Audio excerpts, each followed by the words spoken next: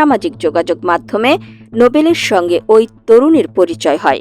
গত বছরের 12 November Nobel মোহাম্মদপুরে গিয়ে তার সঙ্গে দেখা করেন এবং ড্যামরার বাসার স্টুডিও দেখানোর কথা বলে তাকে বাসায় নিয়ে যান। এরপর আরও 2 থেকে 3 জন অজ্ঞাত সহযোগীর সহায়তায় ওই তরুণীকে নোবেলের বাসায় আটকে রাখা হয় এবং তার মোবাইল ভেঙে ফেলা হয় বলে মামলায় অভিযোগ করা হয়। ভুক্তভোগী তরুণীর অভিযোগ, নেশাগ্রস্ত অবস্থায় মারধর ও ধর্ষণ করে ভিডিও ধারণ করে সামাজিক যোগাযোগ মাধ্যমে ছড়িয়ে দেওয়ার হুমকি দিয়ে সোমবার পর্যন্ত নোবেলের বাসায় আটকে রাখা হয় তাকে। অপরদিকে পুলিশ বলছে, ফেসবুকে ভুক্তভোগীকে মারধরের একটি ভিডিও ভাইরাল হলে পরিবার মেয়েটিকে চিনতে পেরে জাতীয় জরুরি সেবার নম্বর 999-এ ফোন করে।